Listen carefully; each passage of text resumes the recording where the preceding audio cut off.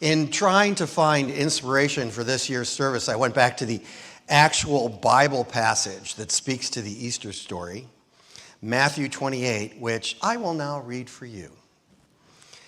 After the Sabbath, as the first day of the week was dawning, Mary Magdalene and the other Mary went to see the tomb, and suddenly there was a great earthquake, for an angel of the Lord descending from heaven came and rolled back the stone and sat on it. His appearance was like lightning, and his clothing white as snow. For fear of him, the guards shook and became like dead men. But the angel said to the woman, "Do not be afraid. I know that you are looking for Jesus who was crucified. He is not here. He has been raised, as he said. Come and see the place where he lay. Then go quickly and tell his disciples, he has been raised from the dead, and indeed he is going ahead of you to Galilee. There you will see him. And this is my message for you." So they left the tomb quickly with fear and great joy and ran to tell his disciples. Thus endeth the reading.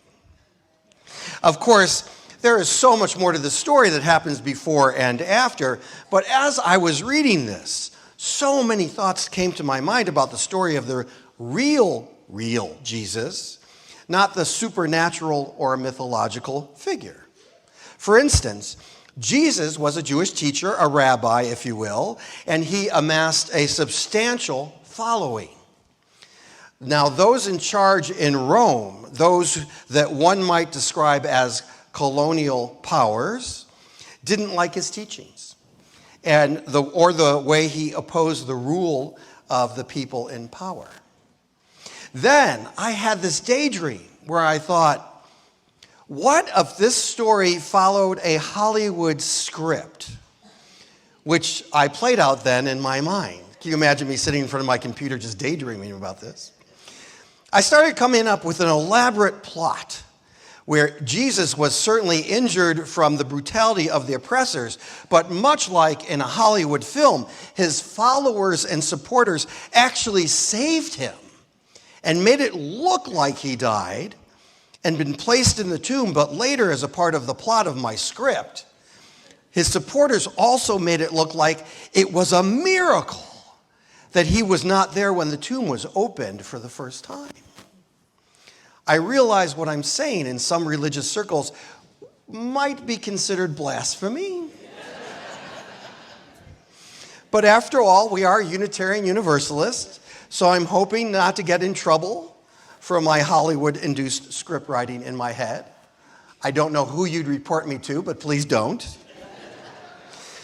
Part of the point of the story, steering away from the traditional theological understanding of Jesus, is, what if we could stop arguing or caring about whether Jesus was a supernatural figure or debating how in the world someone rises from the dead, but instead we would focus on the call of the teachings or the core of the ideas he was trying to birth into the world.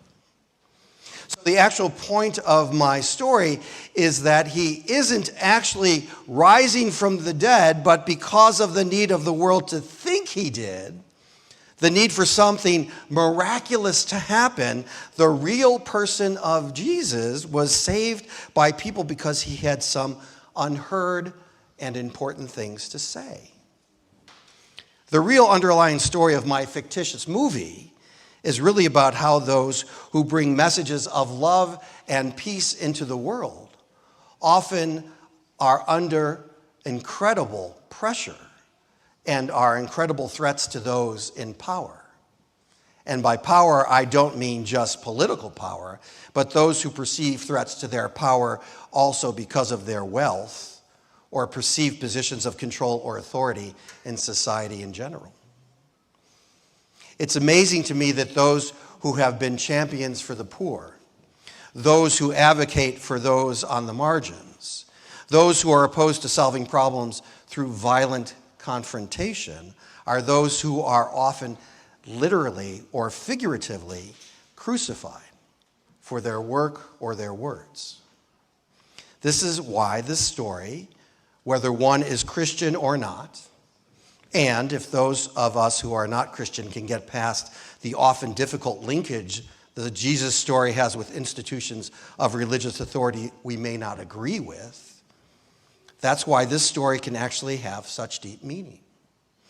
What it means is that there are some ideas you cannot kill, and that those ideas have lives of their own, and that they will continue to live on in spite the efforts of those who try to suppress them through authoritarianism or desires for dictatorships. Listen, I understand that in so many religious communities around the world today, there are interpretations of this holiday that many of us wouldn't necessarily agree with. But if I may be so bold, there are ideas in this story that need to survive, to be resurrected, if you will, again and again and again. Ideas like, blessed are the poor in spirit, for theirs is the kingdom of heaven. Blessed are those who mourn, for they will be comforted. Blessed are the meek, for they will inherit the earth. Blessed are those who hunger and thirst for righteousness, for they will be filled. Blessed are the merciful, for they will receive mercy.